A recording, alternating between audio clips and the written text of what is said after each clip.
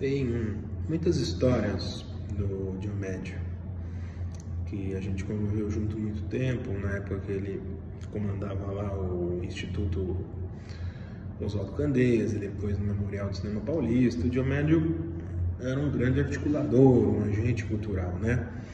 E a obra dele eu não vi pouco, né? Eu vi alguns curtas dele, cheguei a ver algo que ele fez no Memórias mesmo. Ele tinha um episódio chamado 1000 Cinemas, um episódio até legal. E o Diomédio conseguiu, né, de uma maneira ou de outra, levar Memórias da Boca para ser exibido lá no Belas Artes, né? Ficou acho que 1 mês, 2 meses em cartaz, né? Numa sala dedicada ao cinema brasileiro que o Belas Artes mantinha, né?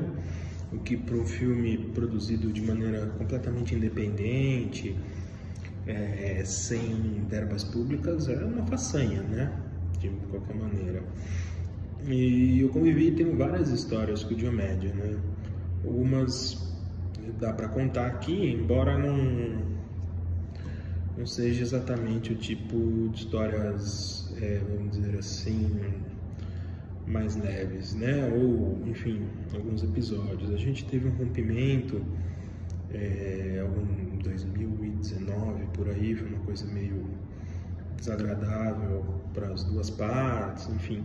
Mas na época do Memorial eu tive vários cargos lá, fui do conselho, fui tesoureiro, fui um monte de coisa lá que o Diomédio me colocava. E pro Diomédio, o Candeias, o Oswaldo Candeias, né, que hoje esse ano faz seu centenário, era o maior cineasta do mundo. O Diomédio dizia que o Candeias tinha incumbido ele de reunir o pessoal da Boca, né? Então, na obra dele, ele tentava ser uma espécie de sub-Candeias, vamos dizer assim, né? E um amigo nosso sempre dizia que entre o Candeias e o Diomédio tinha uma diferença abissal, né? Enfim, e assim, todo final de ano, o Diomédio organizava alguns eventos do pessoal lá do Memorial. Eu me lembro de uma que ele já estava bem debilitado com câncer, né? Ele ficou muitos anos com câncer no pâncreas. Ele foi muito corajoso, né, na maneira que ele lutou contra essa enfermidade, né?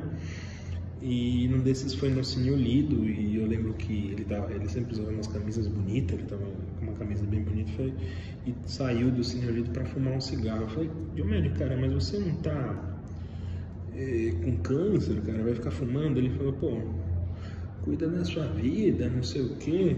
O médico me proibiu de beber. Eu falei: mas e de fumar? Ele falou: eu não falei pro médico que eu fumo, né? Então, e ele respondeu rindo, né? Então essa é um pouco da personalidade dele, né?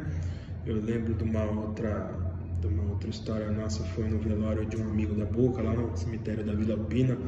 Eu demorei muito para chegar, era lá para cima eu trabalho aqui em Alphaville, então para chegar lá foi muito difícil e eu cheguei muito atrasado e tal. E quando eu cheguei na Vila Alpina, eu vi que tinha um boteco bem vagabundo do lado e tava o Diomédio, o Marinho Vaz, o Walter Vani, o Índio e alguns nesse bar bebendo e cantando, né?